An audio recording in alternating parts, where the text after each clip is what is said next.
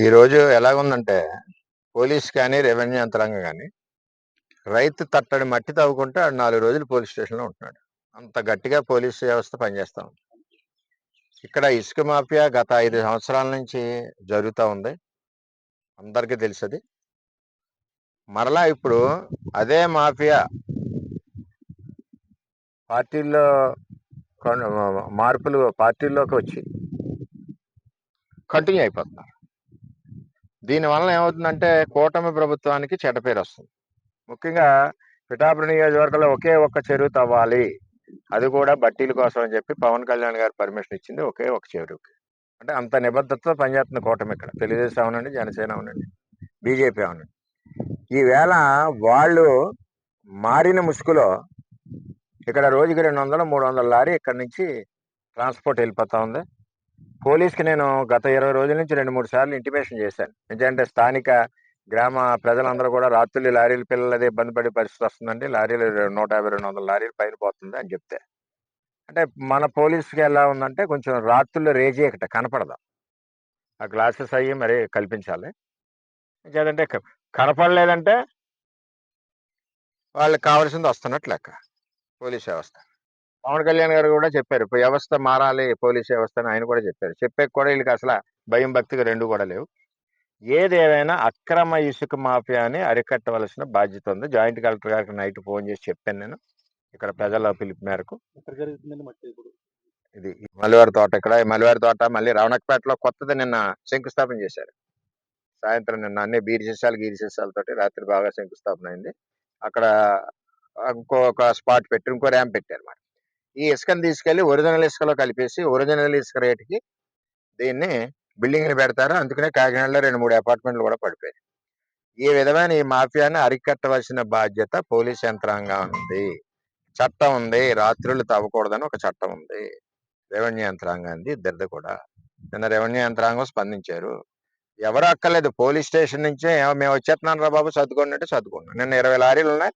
ఒక స్టేషన్కి ఇలా కౌరు చెప్పారు రెవెన్యూ వాళ్ళు. సెకండ్లో లారీలు ఇక్కడి నుంచి పోయినాయి, జేసీపీ మిగిలింది ఇక్కడ. అంటే ఈ విధంగా వ్యవస్థ ఉంది. ఎందుకు చేయలేకపోతున్నారు? అసమర్థులు ఉంటే ఇక్కడ నుంచి ట్రాన్స్ఫర్ చేసి కొత్త వాళ్ళేయండి. చెప్పినా కూడా దొంగతనం జరుగుతుందని చెప్పినా కూడా వినకపోతే ఎలాగా? ఎట్టి పరిస్థితుల్లో ఇది ప్రభుత్వం మాది ఉంది కాబట్టి ప్రభుత్వానికి, కూటమి ప్రభుత్వానికి చెడ్డ పేరు రాకూడదు. ఎందుకంటే ఒరిజినల్ ఇసుక, గోదావరి ఇసుక అమ్ముతూ ఉంది, ఉచిత ఇసుక. ఇప్పుడు ఆ ఇసుకలు వీళ్ళు మిక్స్ చేసి ప్రభుత్వానికి చెడ్డ పేరు వచ్చే విధంగా పనిచేస్తున్నారు. వైసీపీ నుంచి వచ్చి ఏ ముసుగేసుకున్నా ఆడు వైసీపీ పార్టీకి అడ్వాంటేజ్ జరిగే పనులు చేస్తాడు. ఆ పార్టీకి మంచి పేరు వచ్చే పని ఇది. కూటమి ప్రభుత్వానికి చెడ్డ పేరు వచ్చే పని ఈ అక్రమ తవ్వకం. ఈ అక్రమ తవ్వకం కూటమికి చెడు, వైసీపీకి మంచి పేరు. ఆ విధంగా వాళ్ళ యొక్క వ్యాపారాలు చేసుకోవడం గురించి ముసుగు తగిలించుకున్నారు. అలాగే కొడవల్లో కూడా మొదలైంది. వైసీపీ టైంలో, గవర్నమెంట్ టైంలో తెలుగుదేశం, జనసేన, బీజేపీ 3 నెలల ధర్నాలు చేశారు. టెంట్లు వేసుకుని చేసాం. ఇప్పుడు వాళ్ళు మళ్ళీ స్టార్ట్ చేస్తున్నారు. ఎలా స్టార్ట్ చేసేస్తున్నారో మాకు అర్థం అవట్లేదు. ఎవరిని ఎక్కడ కలిసి స్టార్ట్ చేసేస్తున్నారో అర్థం అవట్లేదు. వాళ్ళకి ధైర్యం ఏంటో అర్థం అవట్లేదు. సేమ్ పర్సన్స్, సినిమా మార్పు అంతే. ఎందుకంటే అప్పుడున్న జనమే ఇప్పుడు మళ్ళీ ముసుగేసుకుని మళ్ళీ ఈ కార్యక్రమాలన్నీ మొదలు పెడుతున్నారు. కాబట్టి ఎట్టి పరిస్థితుల్లో అరికట్టాలి. అరికట్టిన పరిస్థితిలో వాళ్ళ డిపార్ట్మెంట్కి నేను హెచ్చరిస్తా ఉన్నా. ఇందులో తెలుగుదేశం పార్టీ పేరు కానీ, మా పేరు కానీ చాలా మంది బయట మాట్లాడుతున్నారు. ఎక్కడ చెప్పినా సరే తీసుకెళ్లి బొక్కలేసి తోలు తీసేయండి. ఇటువంటి అక్రమ కార్యక్రమాల్లో తెలుగుదేశం పార్టీ ఎక్కడ ఉండదు. ఈ కూటమికి వచ్చి చెడ్డ పేరు వచ్చి పనుల్ని మీరు కంటిన్యూ చేస్తున్నారంటే పోలీస్ వ్యవస్థ ఒకసారి దృష్టి పెట్టుకోండి. ఇంకా మీరు ఇలా చేయని పరిస్థితిలో స్టేషన్ దగ్గరగా వచ్చి నిలదీసే పరిస్థితి వస్తుంది. అది కూడా తొందరలో చెప్తున్నాం. ఇది కూడా పైన అధికారుల దృష్టిలో పెడతాం. ప్రభుత్వం మాదే ఉంది కాబట్టి ఎట్టి పరిస్థితుల్లో చర్యలు తీసుకుని దీన్ని అరికడతామని కూడా తెలియజేస్తున్నాం. గంజాయి సిగరెట్లు, గంజాయి అరగట్లు, పోనీ గంజాయి అరగట్ల గంజాయి లారీల మీద పోదు కదా, స్కూల్ దగ్గర గంజాయిలు. ఇవన్నీ కూడా చాలా సీరియస్గా కళ్యాణ్ గారు హెచ్చరించున్నారు. మీరు సరి చేసుకోకపోతే సరైన చర్యలు కూడా ఉంటాయని చెప్పి నేను తెలియజేస్తున్నా. ఇది కూడా కూటమి ప్రభుత్వం అక్రమ వ్యాపారాలకు వ్యతిరేకం. ఇది మంచి ప్రభుత్వం.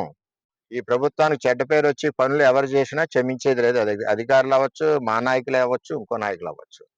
ఇక్కడ వచ్చి తిరిగి వాళ్ళందరూ కూడా వీడియో క్లిప్పింగ్స్ తో సహా ఉన్నాయి. త్వరలోనే బయట పెడతాం అవసరం వచ్చినప్పుడు. గాంజాలో దొరికిన యువకులను కూడా బైండ్ ఓవర్ కేసు పెట్టి మమానిపించేసేస్తారు పోలీసు వ్యవస్థ కూడా. దాని మీద పూర్తి చర్యలు పోలీస్ వ్యవస్థని నేను అనక్కర్లేదండి. పవన్ కళ్యాణ్ గారే చెప్పారు. వాళ్ళకి సిగ్గుండాల. ఇంక అంతకంటే ఏం చెప్తాం. ఇప్పుడు చూస్తాడు ఆయన. ఇంకో 2-3 విషయాలు చూస్తారు. 4 విషయం ప్రక్షాళన చేసేస్తారు. సార్ ఇంత అలా చేస్తుంటే అధికార పార్టీ నాయకులు లేకుండా ఎలా జరుగుతుంది సార్ ఇదంతా? ముసుగు చెప్తున్నాం కదా, ముసుగులో ఇప్పుడు కళ్యాణ్ గారు చెప్పింది తప్పేం చెప్పలేదు కదా. ఆయన ఒకే చెరువు తవ్వండి, అది కూడా వ్యాపారం చేసుకున్నారు కాబట్టి బ్రిక్ రావాలి కాబట్టి అని చెప్పి ఇచ్చారు పర్మిషన్. ఆయన చెప్తానే ఉన్నారు పోలీస్ తీరు మారాలని కళ్యాణ్ గారు చెప్తున్నారు. ఇటువంటి మాఫియాలు తీరు మారాలని ఆయన చెప్పారు.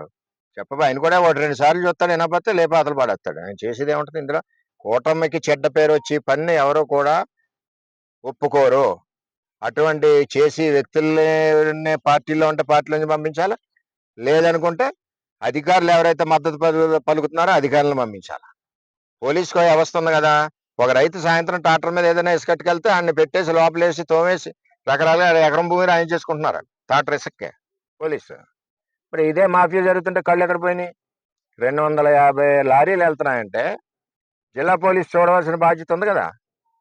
ఎందుకు కళ్ళు మూసుకుని ఉంటున్నారు? లోకల్ పోలీసు జిల్లా అధికారులు చెప్పట్లేదా? లేకపోతే లోకల్ పోలీస్ ఇందులో ఇన్వాల్వ్మెంట్ అయి ఉందా? ఈ అరికట్టలేదంటే కారణం నైట్ టైం ఇంత అలా జరుగుతుందంటే భాగస్వామ్యం ఉన్నట్టే మేము అనుమానిస్తాం. అందులో తేడా లేదు. దీని మీద కూడా సార్ కళ్యాణ్ గారు కూడా చెప్పారు 2-3 సార్లు పోలీస్ వ్యవస్థ బాగాలేదు, సరి చేయండి అని. నేను మొన్న ఎక్కడ మూలపేటలో గంజాయి సిగరెట్లు దొరికినాయి. ఎక్కడ